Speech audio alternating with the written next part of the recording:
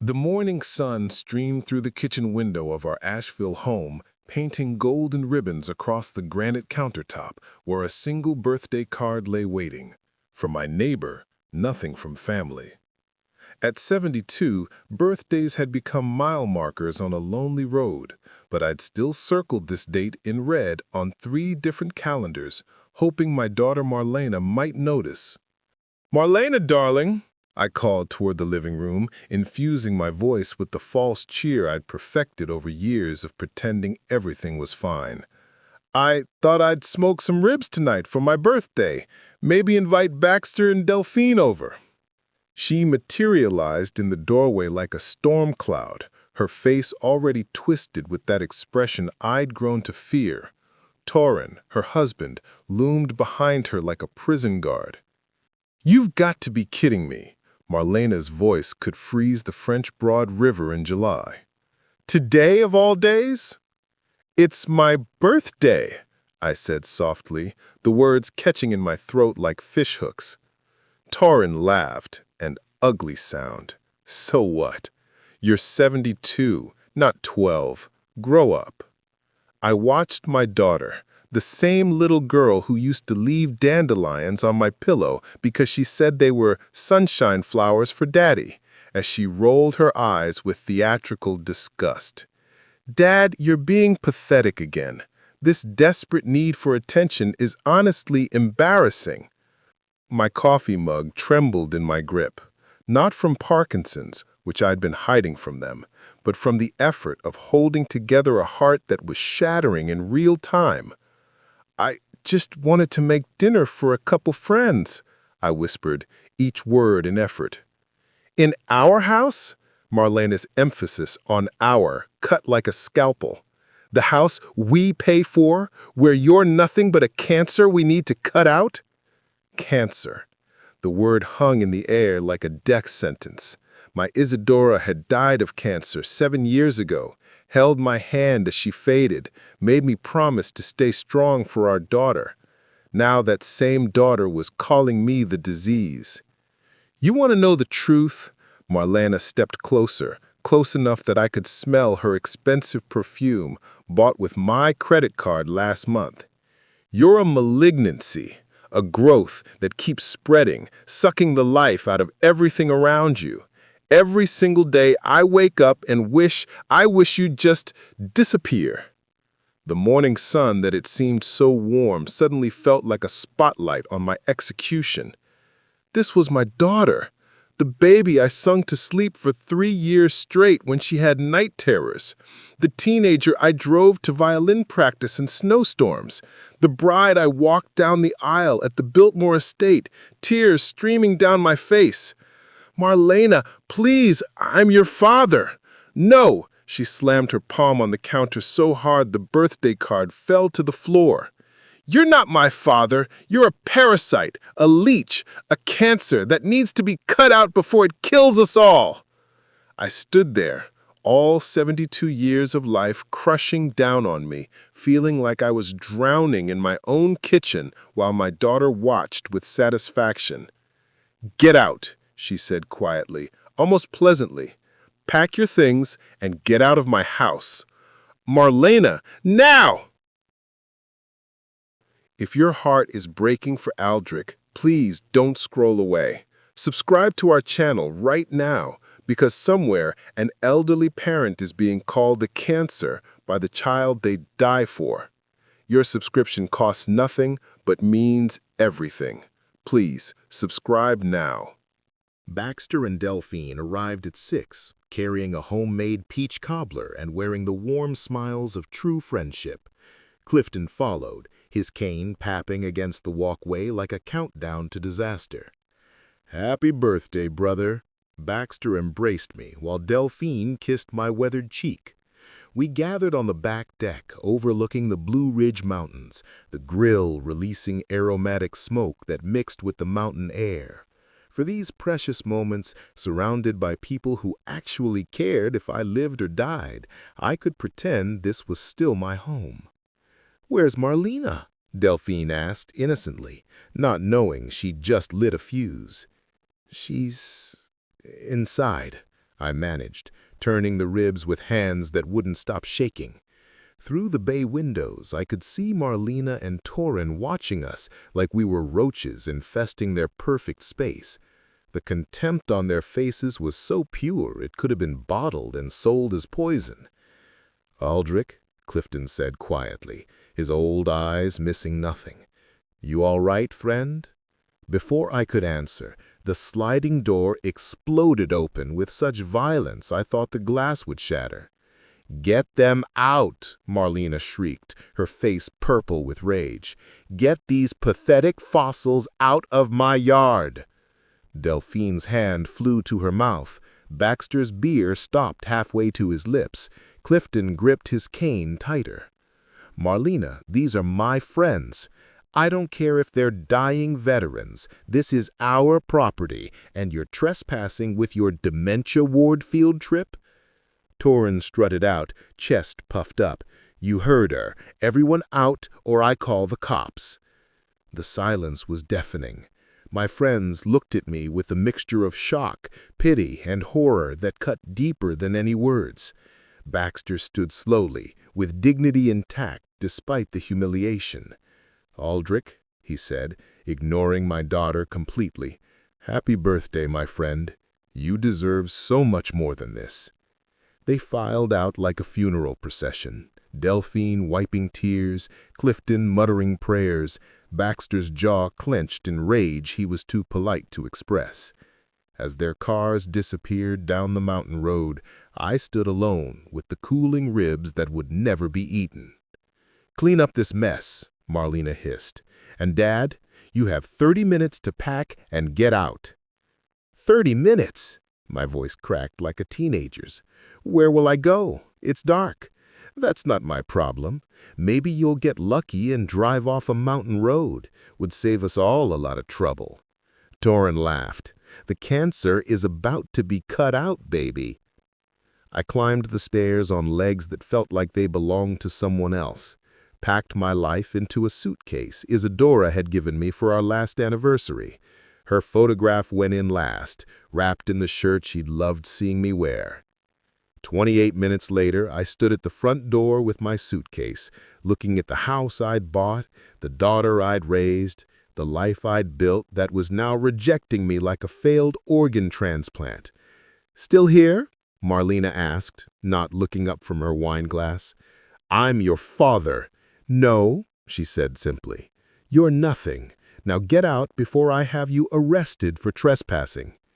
I walked into the Asheville night, suitcase wheels clicking against the pavement like a countdown to oblivion, each step taking me further from the daughter who just cut out my heart and called it cancer surgery.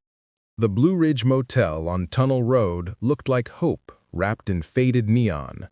The night clerk, a young man named Felix with gentle eyes, checked me in without questions, though I could see he recognized desperation when it walked through his door. Room 27 smelled like disinfectant and new beginnings. I sat on the bed, pulled out my phone, and began the systematic destruction of my old life. "Wells Fargo 24-hour banking. How may I assist you? I need to freeze all authorized users on my accounts immediately." As I listed Marlena and Torin's names, memories flooded back. The $65,000 for their BMW, the $30,000 for the kitchen renovation, the $15,000 for Marlena's emergency shopping sprees, all while calling me cancer. Next, American Airlines? I need to cancel a reservation. The first-class tickets to Hawaii, the four-season suite in Maui, the helicopter tour, $38,000 worth of birthday surprise that would never happen. Each cancellation felt like chemotherapy, burning away the disease of their greed. My phone erupted before dawn. Marlena's calls, Torin's threats, voicemails I deleted unheard. I turned it off and slept better than I had since Isadora's death. Morning brought crystal clarity. I showered, dressed in my best shirt, and took a taxi to the offices of Whitmore and Associates, Asheville's premier estate attorneys. Mr. Pembridge, Attorney Caroline Whitmore studied me carefully. You want to disinherit your only child. I want to create something beautiful from something ugly, I said steadily. The Isadora Pembridge Foundation for Discarded Seniors. Every penny goes to elderly people abandoned by their families. Her eyes softened. That's incredibly powerful. And the house? Stays in her name. Let her choke on the mortgage without my money. As I signed the papers, I imagined Isadora watching, finally proud that I'd found my spine. My phone rang. I answered. "You bastard!" Marlena's scream could have shattered windows. "My card was declined at Neiman Marcus." "Hello, Marlena." "Don't you dare act calm. Torren's loan was rejected. Hawaii is gone. How could you?" "The same way you cut out the cancer. Surgically, completely, without anesthesia. You're going to die alone in some nursing home." "No," I said firmly. "I'm going to live free. There's a difference." The motel parking lot gravel crunched under Torren's designer boots. Through the window, I watched him slam his BMW door hard enough to shake the car, his face twisted with murderous rage. I stepped outside into blazing Carolina sunshine. At 72, I should have been terrified. But when you've already been murdered by words, physical death seems redundant. "You worthless old bastard!" Torren charged, fist raised. "I wouldn't." The voice belonged to Duke, the motel's security guard, 6'6" of pure deterrence. "Not happening, pretty boy." Torren froze, caught between violence and Duke's considerable presence. "You destroyed us!" Torren spat. "Marlena's having a breakdown. We can't make the house payment. My investors pulled out." "The house I bought?" I asked calmly. "The investors I introduced you to? The life I funded? That money was ours." "No." I pulled out my new apartment key like a talisman. "It was mine, given to people I thought loved me. But cancer doesn't deserve generosity, does it?" Torren lunged, but Duke intercepted him with one massive hand. "Time to go, tough guy." As Torren's BMW roared away, Duke turned to me. "You okay, Mr. P?"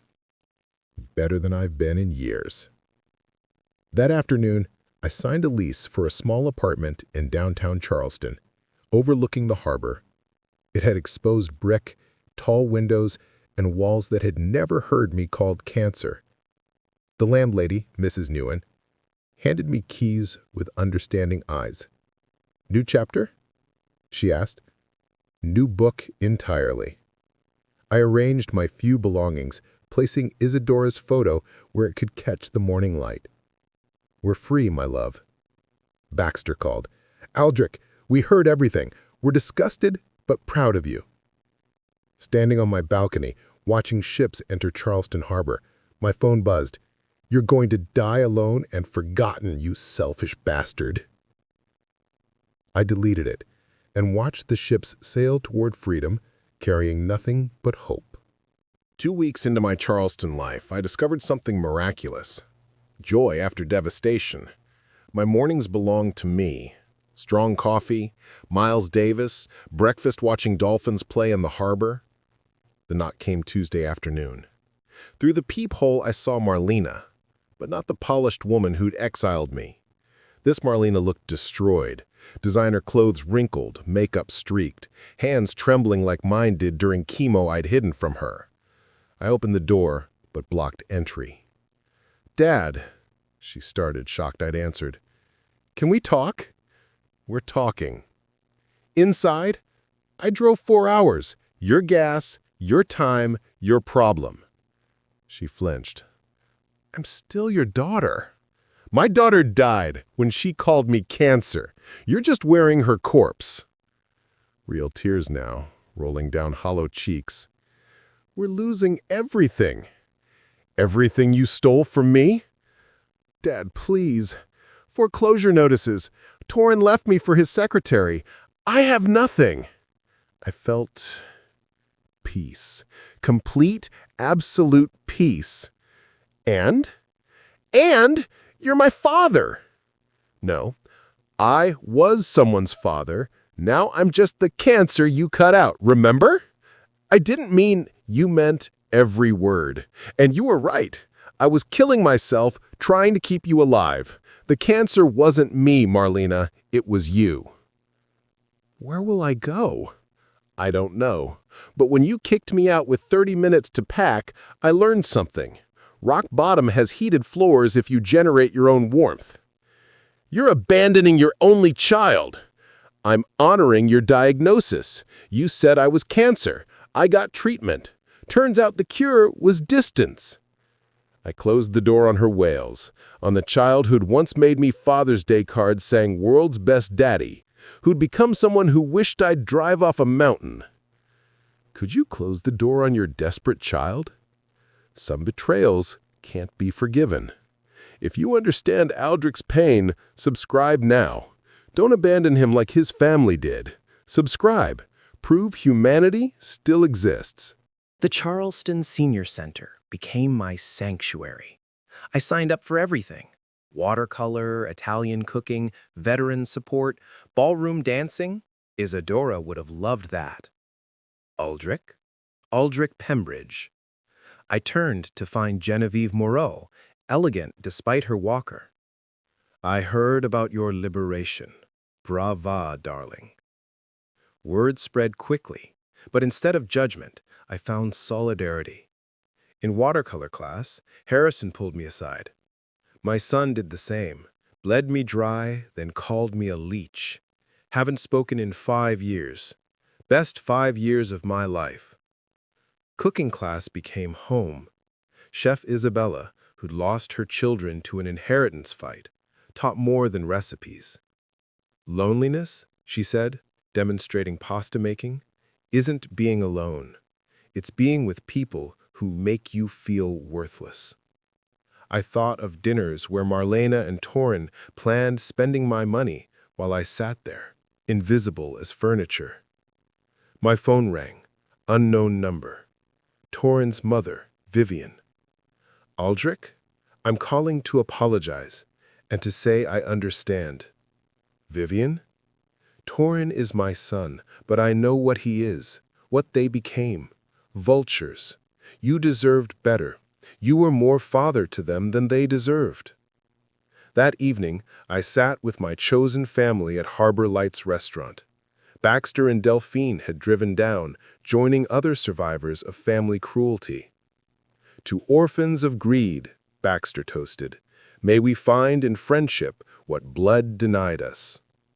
My phone showed a 3:47 a.m. attempt by Marlena to access an old investment account. Desperation o'clock. You good? Delphine asked. Perfect, I said, turning off my phone forever. Absolutely perfect. Freedom wasn't absence of chains. It was presence of choice. And I chose this. Respect, dignity, and people who saw my worth beyond my wallet. 6 months since my 72nd birthday, my death and resurrection day. I was photographing sunrise at Folly Beach when my phone rang. Medical University of South Carolina. Mr. Pembridge, your daughter Marlena Harwick is in critical condition, car accident.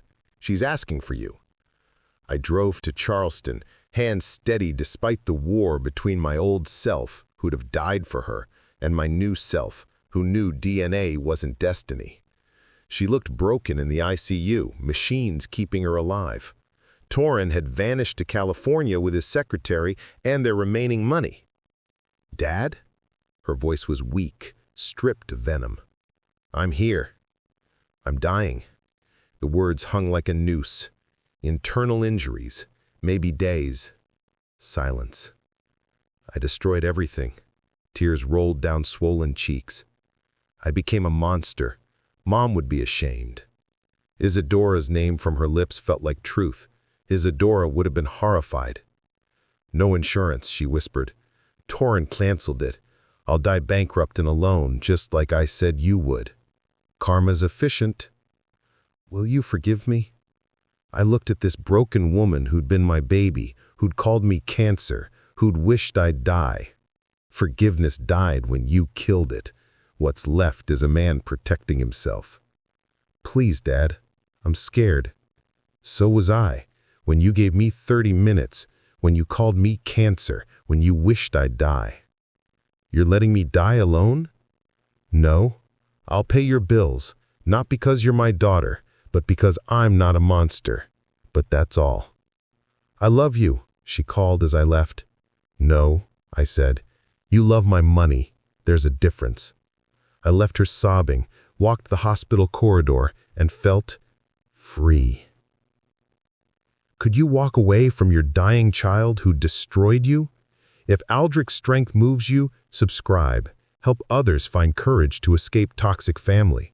Subscribe now. Stand with him. 1 year, 365 days since everything changed.